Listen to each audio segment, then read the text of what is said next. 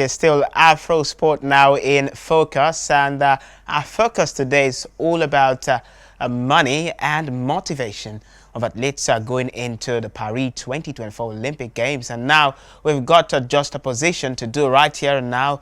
Talking about Team Nigeria, we understand that they've been promised for each gold medal they can achieve $5,000, and then for silver medal they've been promised $3,000, and then for the bronze medal, if they do get one, it'd be $2,000. Now, the juxtaposition we have to do is in the terms of how that figure, those figures compare to, of course, gold prize money from other countries, as you can already see on your screens now. Nigeria, $5,000, and then South Africa, $21,786, and that, of course, is far apart from what Nigerian athletes could get for the same medal, talking about a gold medal.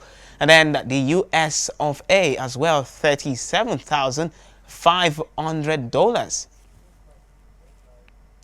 Of course, we got a bunch of them all as well. On top of that, the bunch is Hong Kong, incredible figure, $768,000, and Singapore are coming closely, 737. You can even see, let's see the African countries in there, still in comparison with Team Nigeria. Morocco's got $220,000. And also on that list, you have the likes of Serbia, $218,000, Malaysia, $214,000. Italy also 196. Pretty much a good amount of investment and a promise on the table for athletes who, of course, gain the grand prize of a gold medal. So, of course, it'll be interesting to see how this, of course, from the lens of a performance analyst, how this translates in the minds of athletes, how it does influence their performances, how, of course, it can be good motivation or probably a bad one going into the showpiece event right there in Paris. And right now we'll take a break, and well, when we come back, we'll bring to you that performance analyst. She's also a 5-time Olympian. I'm sure you already want to know her. You'll do that just after the break.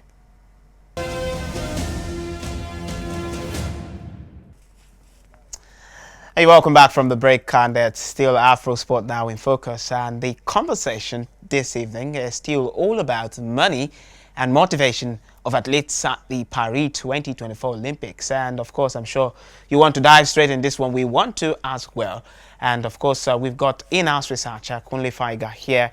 It's great to have you on Afrosport Now in Focus. And of course, I would like to really let you get into this one first things first. I mean, athletes, Nigeria has been promised, each Nigerian winning a gold medal has been promised $5,000. What do you make of that first?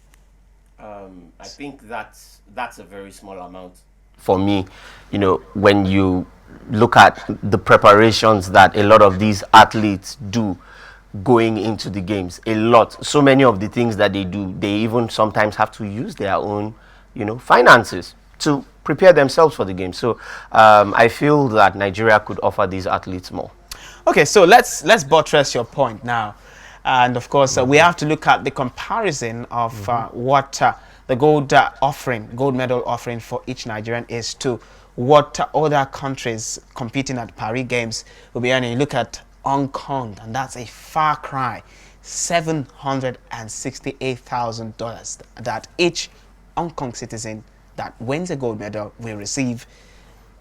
It's incredible. Look at the lineup, and the African country there for very close proximity in the comparison, $220,000 for a gold medal. And I begin to wonder, really, you look at this juxtaposition for South Africa even. South Africa is over 21,000.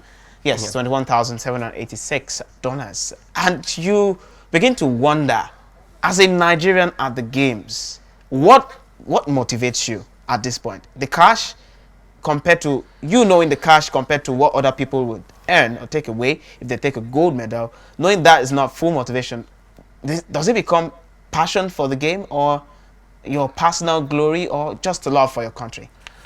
To be honest, I think motivation is going to, it's not going to be that easy for any Nigerian athlete, because like I've said, in some sports, preparations going into the games wasn't optimal. There was hardly any support. So it's like, to be honest, as much as they are representing the country, it's like they're on their own, because there wasn't really anyone to push them, to give them the needed motivation, even from the preparatory stage. So if you get to the games and you're like, oh, okay, $5,000 if I get the gold. But we even know very well that even if you get the $5,000, okay, you get the gold. How are we sure that you're actually going to even get that? Because there's always going to be this shenanigans that come between athletes and the sport bodies in maybe not fulfilling the pledge, and and all of that. That's another issue. So, and we've seen these kind of things play out over the years. So it's really difficult to be to get motivation. But what I feel is the athletes need to understand that they're on the biggest stage where they are competing with some of the finest athletes, and I think that should be enough motivation, so that even if maybe Nigeria doesn't give maybe the best reward, I mean, compared to other countries like we've seen, like Hong Kong, at least you know that you are doing it, and if you win, it's going to be there in the annals of Olympic history, and no one can take it away from you. So I feel that should be enough motivation for them, but still it would still be difficult. That argument for you to say still shows, I mean, there's some respite in you concerning this topic. Now that act of negligence certainly impacts the performance of these athletes. No, without a doubt, it does, and this is why I think it's a call to the authorities to take the Olympic Games seriously. Because when you look at countries like China, the United States, even some of the European countries, you could see the contingent they bring to the games. They are having about, like now, the United States had 650 athletes that were on parade during the opening ceremony. Even Japan had like almost 500.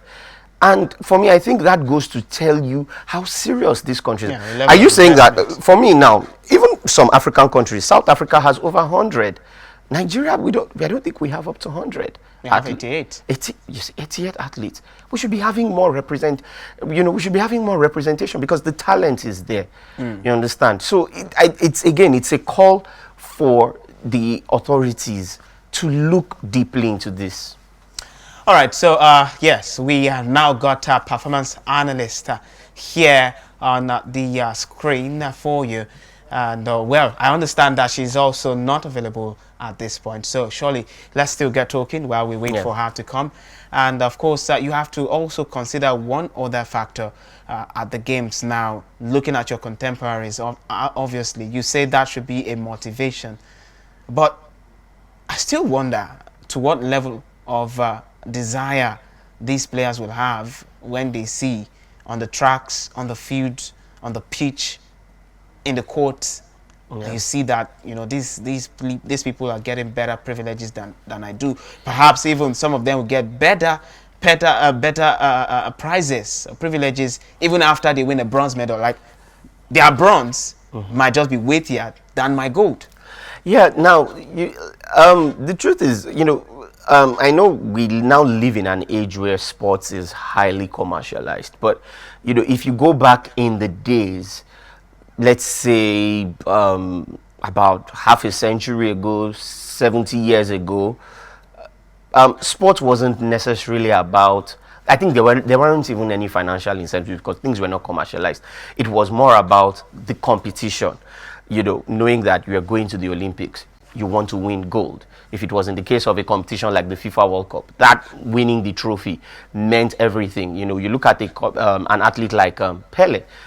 He wasn't earning, I don't think he was earning that much during his playing days, but that, the competition, those competitions that he won was what gave him the name. So in this case, I can understand that for Nigeria, those financial privileges might not be there. But like I mentioned earlier, the name that comes, like look at someone like, we have our very own Chioma Ajunwa, who was the first.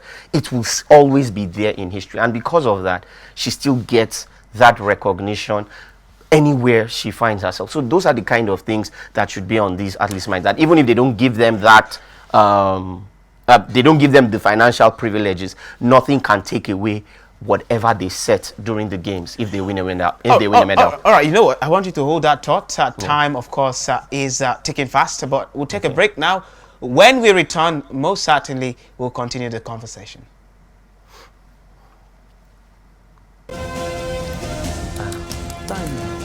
27.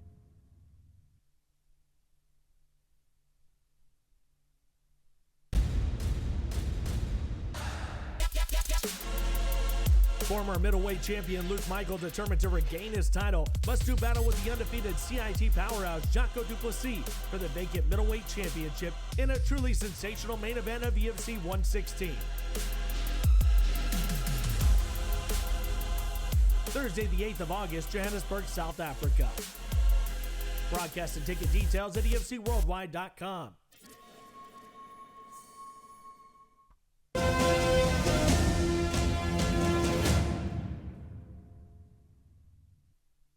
Hey, welcome back. And now, without further ado, let's now bring, of course, performance coach Bose Kafo, a five-time Olympian.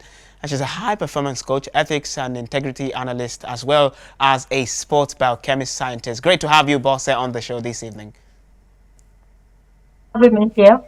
Yes, and the conversation is all about money and motivation. Now, we've done a juxtaposition of how much difference exists between what Nigerian athletes will get for success. I mean, gold medal, $5,000, silver, $3,000, bronze, $2,000.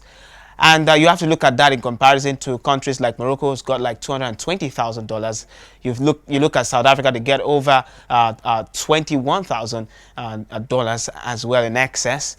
And you look at countries like Hong Kong, Singapore, $700,000 plus. I mean, how does this affect the psychology of athletes when they get on the tracks and fields against these sort of athletes competing against them? Well, the first thing to look at is it will slowly affect them if we look at motivation. But if we look at the internal aspect of motivation, it's supposed not to affect them at all because we have this group of athletes that are actually participating in a competition of a lifetime. Forget about the fact that someone can go to 5-time Olympic or 6, 7, 8 times, but once is enough.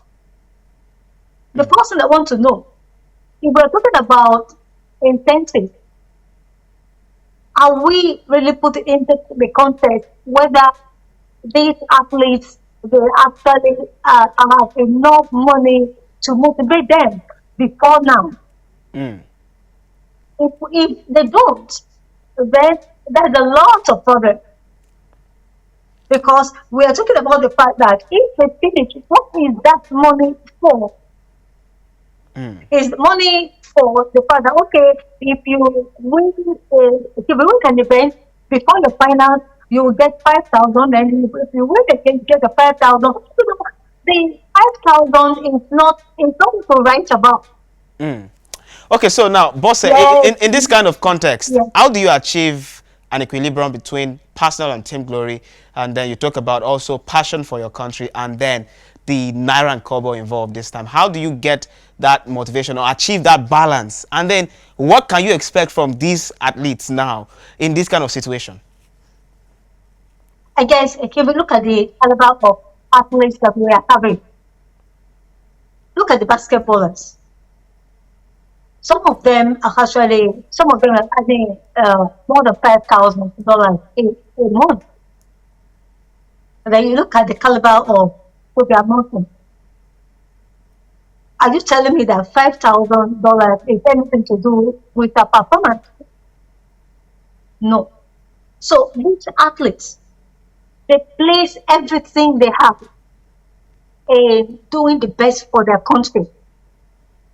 And I believe that the country should come back to them and honor them more than that 5,000. What I want to tell you is that I am very certain that Nigeria is not participating in the life upbringing of these athletes. Other than the fact that you call them that you want to take them to competition that is not consistent. and now you are giving them 5,000 after 2 weeks preparatory phase. So the 5,000 to me is not their reward. It's just like an incentive to motivate their performance output. This type of incentive is not like you are giving $250,000.